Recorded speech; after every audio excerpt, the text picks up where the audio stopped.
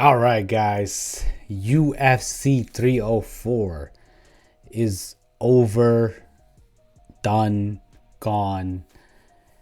And remember the name Bilal Muhammad is the new champ. I said this shit on my breakdown, and I said it so many times that, if Bilal keeps the pressure on Leon, he wins. And win is what he did. A lot of you hater asses are going to be out there crying about it, complaining. Bilal's boring fighter still, blah, blah, blah, blah, blah, blah, blah. We know the issues with the guy, but the guy's road to victory, you got to give him his flowers, man. Like, he went through the fire. He went through 10 people, became undefeated for so many fights, and finally got his chance. And he beat his opponent, who was so high on confidence, which pretty much gave him no respect, and said, you know what? This guy is going to be the easiest guy. And he got smoked completely. Basically got his ass whooped. 4 rounds, 5 rounds, 4 rounds, 3 rounds, whatever you want to give it. He beat him all of those rounds on striking, in grappling, and he outstruck him over 100 strikes. That's insane.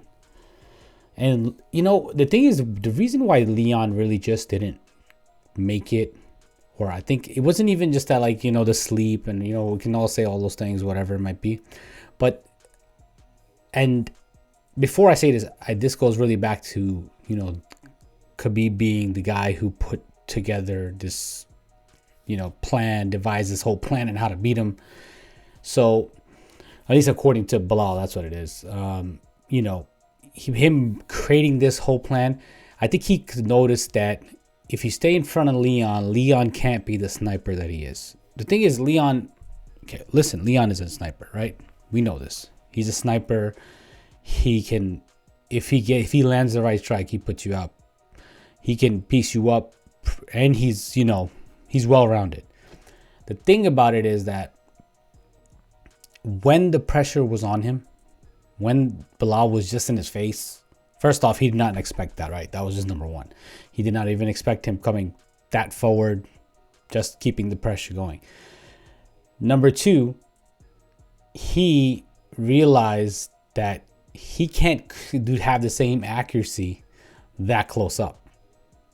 And it kind of makes sense, right? Because he's a sniper. He's a person that kind of, picks his shots, and he lands them pretty well. But he needs some distance for that. He also needs some, he needs some time to kind of set it up. Because even with that kick, what was he doing? He was faking it, and then he kicked Kamaru and knocked him out, right? So he kind of needs to set those up. And he wasn't just getting a chance. It was like punch, strike, then taking him down. And that's basically what was happening. So if Khabib devised this plan, this is a good fucking plan. I mean, he really, and the credit all goes to still Bilal, because, he executed that plan very well. He kept going forward, didn't give up, went right into the fire, just was like, you know what? I don't give a shit what happens. I don't care what this guy brings. I'm going to keep moving forward. I'm going to keep attacking. And that was that. I mean, even that last 5th round, those 30 seconds, that was rough. And, he still got through that. And still won. So, all respects to Bilal. He is well deserving of it. And he went through some real shit. I mean, the world practically, like the MMA world practically hates him because of him being like a decision fighter, which I get. He's not that exciting, and all these things, but it don't matter. He's a champion now. He's the king of the welterweight division. Now, moving forward, who does he really go up against, right? It's going to be interesting to see how that plays out for him moving forward, because he said he doesn't want to give Leon a chance again for a while. And I think if Leon, gets one more good win over a top 5 contender, he's right back in the mix anyways. Or he's probably that, conversation. He's in that conversation right away. But aside from that, he's still got Kamaru in the book. I think what probably should happen is Bilal should fight Shavkat, and if he beats Shavkat, then it should be in the meantime, it should be Leon versus Kamaru again, and whoever wins between that, we go from there. Or Kamaru versus JDM. That's the only thing I could think of. Aside from that, or Ian Gary. I mean, Ian Gary's in the mix too. Ian Gary could fight Shavkat. There's a couple matches to be made. The division's stacked. It's got some real good fighters in there. So, but yeah, I want to see Kamaru back in that mix of that. But, we'll put that aside. Congratulations to Bilal. Bilal's a freaking man. Now, moving over to Tom Aspinall. What a guy, bro. Tom Aspinall. I predicted this as well. Tom Aspinall is just on another level. And I've always said this. He is like on the roster right now. He's like my top 3 fighters. He's a beast, this guy. This guy is an absolute beast. And I'm going to say this now. I think if he does fight John Jones, he beats John Jones.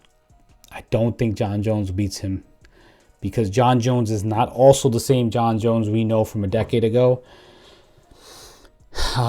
He's also Tom is also a natural heavyweight.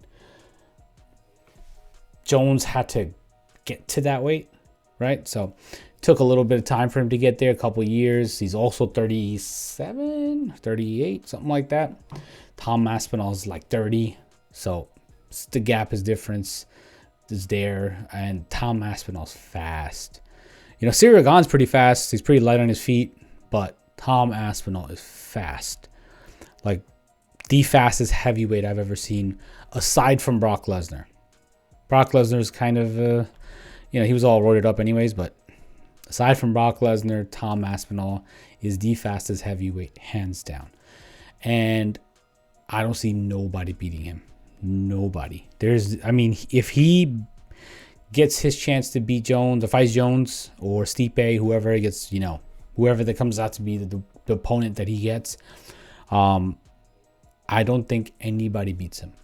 I don't think anybody beats Tom. I think he reigns for a while and he becomes the greatest heavyweight to ever live. Easily. Greatest heavyweight champion to ever be is probably going to be Tom Aspinall. And that's that. I think he would have beat Ngannou. He wouldn't even have to strike with Ngannou because the guy's smart, man. He doesn't need to go striking with people. He can wrestle you. Simple. He knows where he's good at, and he doesn't need to. He doesn't take those stupid I'm gonna meet you, like kind of like Bobby Green try to like beat Paddy Pimblett at his own game when he couldn't, And for all you hater asses that were trying to make some comments and trying to say shit that maybe I don't know what I'm saying, but I told you, Bobby Green does not have any ground game. The one person he beat, which, recent, was Tony Ferguson, and, we know what's up with Tony. So, let's not even talk about Bobby. So, let's not even talk about his ground game or whatever it is. But he's not going to make those same mistakes. Tom Aspinall will not make those same mistakes. Tom Aspinall will fight the best option. He'll take the best route, the best option. He won't sit here and try to prove no damn points. He doesn't need to. We know he's a good striker. We know he's a great grappler. We know he can submit you. He doesn't need to prove shit. That being said, Tom Aspinall's a fucking man. He reigned supreme for a very long time. And just moving along, the rest of the card was good. A fun card. A lot of decisions. I don't know what was up with Dana. Seems a little upset. I get it. He was trying to give out $100,000, whatever it was. But I don't know. I guess he didn't like, the decisions. Arnold Allen and Giga kind of expected it. Arnold fights a lot of decision fights. Mikhaev and Manel, another boring ass fight. Unfortunately, with all that hype they had behind it, they really didn't do shit. Gregory Rodriguez fight, I actually really expected that to have a lot more, I expected a lot more from that fight. I actually felt like, I thought at least that, Gregory was going to knock him out, or, vice versa, whatever, whichever way it went. It didn't happen, which sucks. So I kind of understand Dana's frustration, but the fight card is at 5 o'clock in the morning, dude. Like, I don't know. What do you kind of expect? I get it also because I'm assuming the amount of pay-per-views bought in America are probably way more higher than they are in the UK or anywhere in England, Europe. So they got to kind of like cater to that. I get it. But yeah, I think the early prelims might have been actually better. Actually, now that I'm looking, let me go look at this. I think the early prelims were actually better than the prelims itself. That's pretty damn sad. I think the whole card, there was how many finishes? Well, you got 1, 2, 3 there, and 4 and 5 finishes in the whole damn card. And I think only like 1 KO, which was by Tom. Is that it? Yeah, there was 2 KO, sorry, by Mick Parkin. I forgot about that one. That was a good one too, though. But yeah, that was the card. I mean, listen, this card could it have been better? I don't know. I mean, Bilal needed his chance. He deserved his chance, and it is what it is. Some people still probably wouldn't have agreed to making that the main event or main event of the main card, but it is what it is. But this card was pretty good still. I enjoyed it. Every pick that I had pretty much won. So yeah. Hey, let's see what happens in the future. Let's see where this goes. We'll see what the future holds for the new champs, for the new champ and the current interim champ, and we'll see what it holds for Patty. Patty, top 15 now. Let's see if he can keep up with the top 15 boys. But yeah, bright future for all of them. That's my thoughts on this. Let me know what you guys think about this card, and what were your picks, and did they all hit? Because mine did. Anyways, I'll see you guys in the next one.